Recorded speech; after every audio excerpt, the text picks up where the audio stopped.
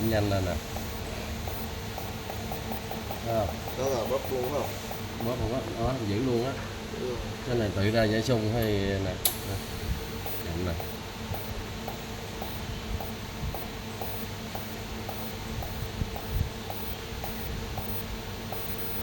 Cái này nó lâu lâu cái thời gian hàng nó dài hơn thời gian ngắt, thời gian hàng nhiều hơn thời gian nghỉ đúng không? Giờ chỉnh cái thời gian mà nghỉ lẹ lên nè. Nghỉ lên nè.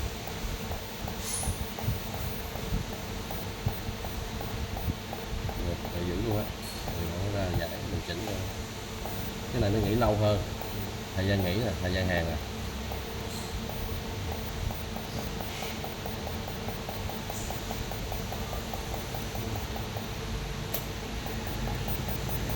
Mà kiểu này thì hàng mình đắp rót không kịp đâu. Đó, cái này là đắp được rồi. À. Nó tạo giải đó.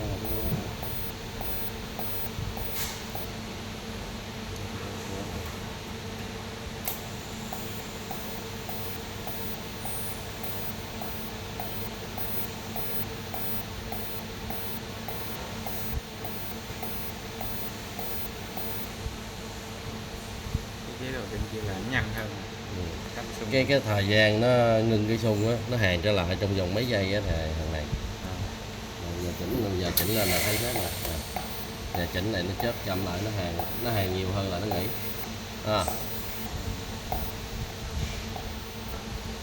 Rồi chỉnh lên là thời gian này nó nghỉ, nó chớp trở lại cái xung đầu lại hơn.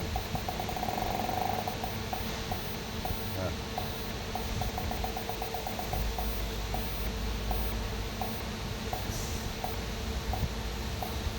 Còn như này là hầu như là nếu mà chỉnh gì không là nó muốn không nghỉ luôn,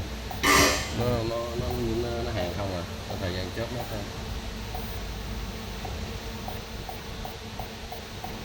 Này giải nhiễm hơn.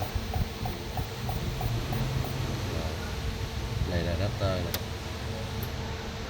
là hàng mua ra Mỹ, mua ra không, mua cò đó,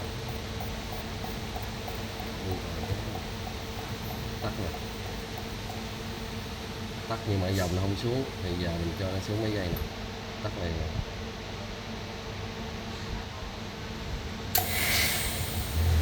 Luôn lại luôn.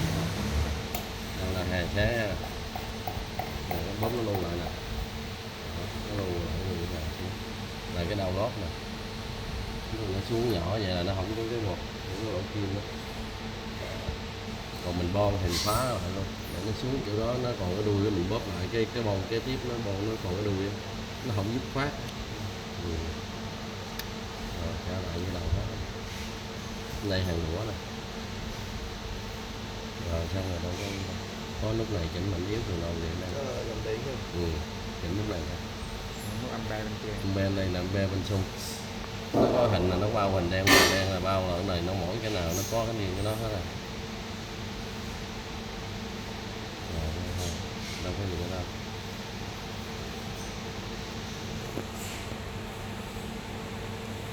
Bật qua đây là nó nổi đèn lên. Thấy chưa? Báo không cho xài đâu, bóp không tác dụng nhé. Không có nước vô nó đâu có đóng phao đâu nè.